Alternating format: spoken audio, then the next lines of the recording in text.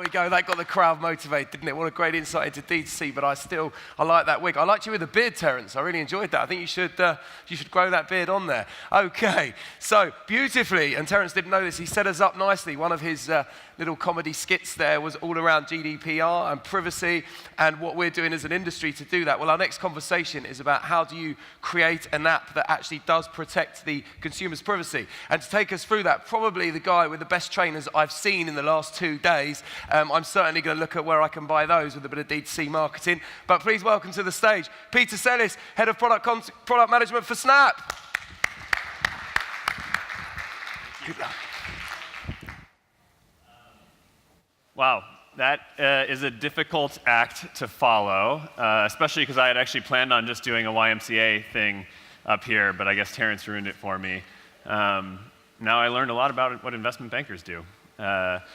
Today, I actually was really excited to see the agenda and to be part of it because I think for the first time, I get to talk about something that as the product team at Snap is actually really near and dear to us, but nothing we get talked about a lot for. And that's obviously privacy, as it's called in the US, or privacy, as someone told me to call it up here. And the reason is I think, what I'd like you to maybe come away today with is that the kind of little yellow app that's known for the funny face filters has maybe been thinking about some of these privacy issues from a very different perspective over the last few years. And lately, there's been a ton of talk about privacy, right? The regulators, all the GDPR stuff that Terence showed, brands, publishers, platforms, and it concerns all of us, but for Snapchat, we think of it in terms of our 190 million daily active users. And so what I thought I could kind of break this down for you is not necessarily kind of the technical or the checking the box aspects of privacy, but how we build our product from the perspective of the user. And the way I'm going to break it down is in 3 ways. The first is around focusing on real relationships and then human behaviors and how the service actually does that. And then finally, I'm going to talk about our camera, which is, at this point, mostly famous for changing people's genders, but is actually, I think, quite a bit bigger than a lot of people think. Privacy on digital is complicated. I don't think any of us really imagined privacy as just a series of checkboxes, but that's essentially what it's become. And it's not necessarily wrong, but most of the executions are very technical in nature. It's about who can have what data at what time. But I think we believe privacy is something more human, something that you kind of like know when you see it, or better, you know when it's not there, which can be even more disturbing. Our entire kind of core mission is to help people feel free to express themselves in the moment, particularly with their best friends. Privacy is absolutely essential to that. Absolutely essential to empowering self-expression. At its core, Snapchat is a communication service, right? It's designed around this idea of talking with pictures. But if you really, really want to make people comfortable doing that, you have to build a product that actually just exudes privacy, where privacy is absolutely inextricably linked to the core product value and the user experience from end to end. And so the way we do that is focusing on a design system that isolates and talks about behaviors and relationships. And those are the 2 things I'm going to talk about today, and hopefully share some kind of like interesting windows into our product development process that you guys can see when you look at the application. Since we first launched this is kind of an advertisement from when Snapchat first launched almost 8 years ago. We've always been about the fastest way to communicate. And you couldn't fault somebody for thinking that fast is just about speed, right? How quickly can you do something? How quickly can you send a text, send a picture? Great. Snapchat is super fast. It opens the camera and take a snap. You can send it really quickly, but I don't really talk with pictures, right? I'm fine with iMessage or WhatsApp. But another way to think about fast is actually breaking down barriers or removing barriers to communication. Why wouldn't you feel comfortable expressing yourself in a given moment? Maybe because there's some type of barrier to that expression. And actually, if you kind of think about the overall kind of like history of our innovations, right? Ephemeral messaging, vertical video, emoji, lenses, all these things that we've done, think about it through this lens. The first was just ephemeral messaging, right? The number one way we made people feel comfortable expressing themselves in the moment is delete by default, that every snap you sent would be deleted. And this might not seem like a privacy-centric feature, but I think one of the core components of privacy is actually not just that you control who you're talking to and that you have complete knowledge of that, but also the context in which they experience what you're saying, right? That what you say won't be taken out of context.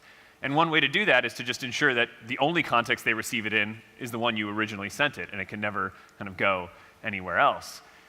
Something like AR, right? All this goofy stuff, and recently the baby sister, baby brother, all these lenses that we've been doing, they might seem like gimmicks, but while you and I may not be comfortable sending selfies of ourselves 100 times a day like a 15-year-old girl, if I can turn myself beautiful or vomit rainbows or switch my gender, maybe I make myself a little more comfortable talking in that moment with pictures.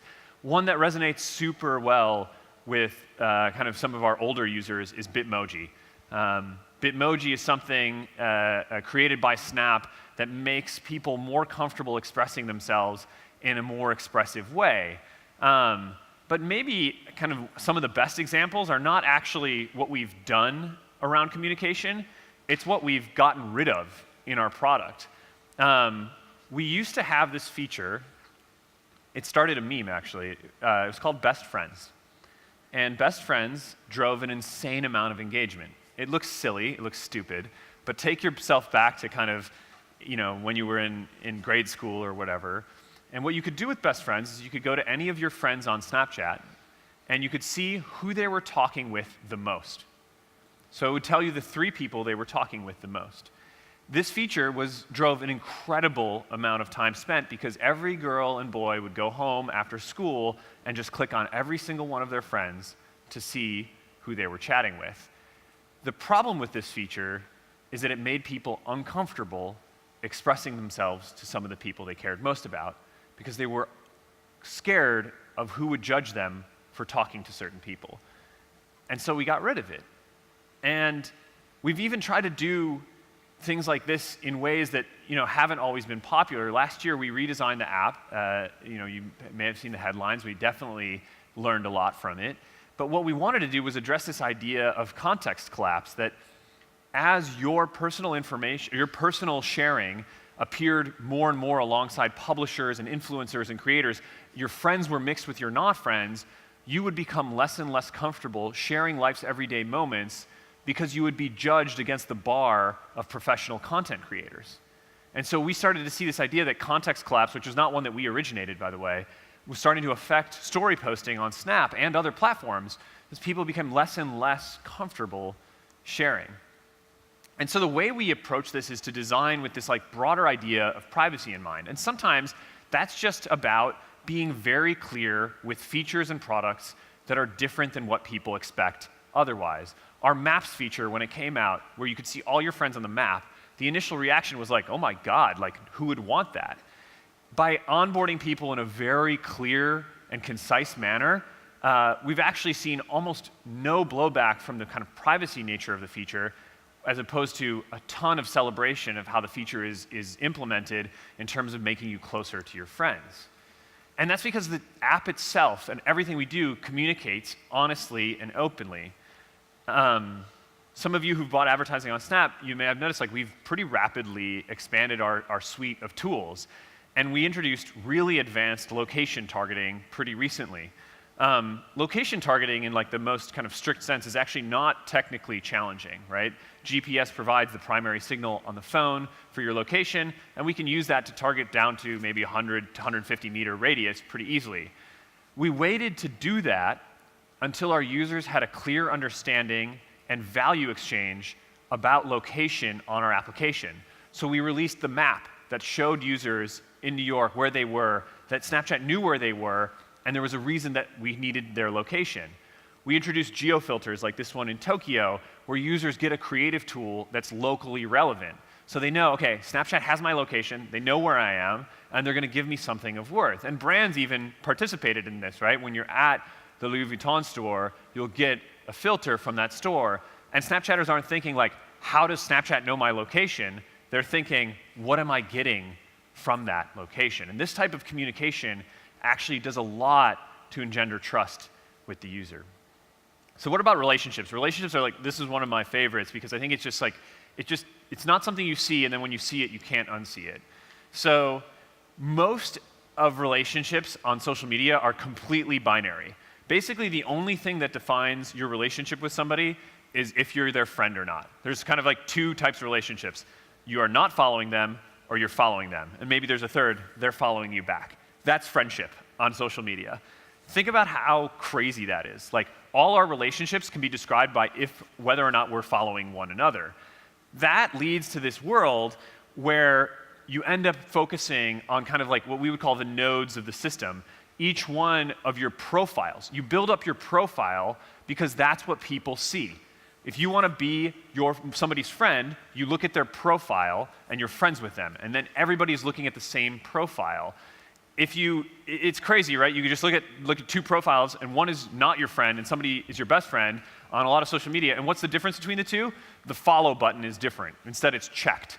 Like, oh, my entire friendship with this person who's my best friend in the entire world is reduced to a check mark. And that's crazy. And so we were thinking about how we could change it, and what we wanted to do with friendship was focus on the relationship, or like kind of the edges. And so on Snap, your friendship is actually the sum of your experiences, the things you've done together. You don't actually have a profile. You and your friend have a profile together. So it's what you've done together, which is kind of what your real friendships are in real life. So it's the places you've been, the memories you've shared together. If you have the same birthday, if you have the same astrological sign, like the things about you together. No one really has a profile on Snap. But together, you and I, if we're friends, we have a profile together. And it's shared, which means it's private, which is really kind of interesting. The thing that we came to, though, when we were thinking about these relationships was that these relationships, they're too much reliant on talking. Like the only way to kind of like build a strong relationship on social media or on communication apps is to just talk with somebody, right? You talk with people. But if you think about some of your best friends, or if you think about who are the people I talk the most with, are those the people who are actually you're in the closest relationships with? No, absolutely not. And so we thought of like, how could you spend time together with somebody digitally? Like, how could you mimic what you really do with your best friends, what you really want to do with your best friends, which is just spend time together, not just talk. And we've been playing around with this for a long time. On the left, it shows our typing notification, which is on Snap. When you start typing, it sends a notification to the user, which means you can kind of say something without saying something. You can basically like tell somebody you're thinking about them, which is kind of interesting. And then these indicators here where you see Jack, Cece, and Nathan are our presence indicators. When you're in chat together with somebody on Snapchat, their Bitmoji peaks up like they're there with you. And we've been playing around with this for a while, but about 45 days ago, we had our partner summit, and we announced a bunch of stuff. And one of the things that we announced was games. And our approach to games is not designed to maximize game playing time. Because to play a game, you play it from chat when you're together with your friends, like you see them along the bottom there. And that's because what we were going after wasn't the gaming market or something like that. We were going after one of the ways that we remembered as kids of best spending time together, which was like hanging around the N64 playing GoldenEye. You didn't have to have something to say, but you could just spend time with your friends playing games. I think if you think about these two areas, behaviors and relationships, you can look at Snap as a product and see how it's been designed around this, right? First are the behaviors, talk, create, and watch, and then when the relationships are mixed, they're kept separate, friends, follows, media. So this is actually a very different world And it's one that a lot of other platforms, which I won't name by name, are actually progressing towards as well, and you start to see it. And we really think that it is kind of evolving very quickly. I don't know if you all remember, but it wasn't more than 5 or 6 years ago that the #1 app on the App Store was iBeer. It was literally an app that turned your screen into beer, and then when you tilted your phone, the beer emptied out. That was the #1 app in the App Store. Like, now, that's almost unimaginable, right? How many years ago was it that Charlie Bit My Finger was the #1 YouTube video, right? Today, it's almost unimaginable that these two platforms that are used for an incredible amount of utility are now, that came from these kind of humble beginnings. And we think communication is evolving as well. I was actually chatting with PJ, a guy on my team who helped me build this presentation. And he's a designer, he was working over the weekend, and he was telling me just about his day as he was working in London. And he was texting me. He was not texting me. It'd be super weird for one grown man to text another grown man stuff like this, right? That would just be really, really awkward. PJ was snapping me. And immediately, this communication, I think you can see, is 10 times richer and way more likely to actually occur. Like, PJ felt way more comfortable sharing his moments, expressing himself to me. And I think you all also know him differently. The camera has changed the way that we're communicating with one another. And I think a lot of services are still looking to catch up because a lot of them kind of revolve around the keyboard as the primary input device. And this is where I think we're going to see the most change. And this is where privacy is so, so critical, because all the other input devices that are being played around with today are so much more personal, right? You see AirPods, voice, Alexa, Google Home, even our own spectacles, right? Seeing things through your own eyes. Like, all of these things are way more personal than just typing on a keyboard. We obviously believe it's the camera, and like everything, it starts out looking pretty goofy, right? It starts out with you putting memes on your dog, but then maybe it progresses into more of a utility. Maybe Charlie Bit My Finger turns into a platform for tutorials and music videos and how-tos and learning. And the same way, our camera is turning into a tool that can help you do your math homework or help you shop on Amazon. With so many of these things, it's kind of like the quote, like, the future is here, it's just not evenly distributed. 70% of users of Snapchat are using AR, encountering AR on a daily basis. Of almost 200 million people that use Snapchat every day, 70% of them are already using AR. Not only that, but 400,000 AR experiences have been created using our platform. These are not like just taking a selfie or something. These are people creating AR worlds using desktop software that everyone can use. And you see some of it at our booth here today. And so this kind of saying that the next big thing will start out looking like a toy actually feels quite literal right now. Because a lot of people think of what we're doing as just a toy.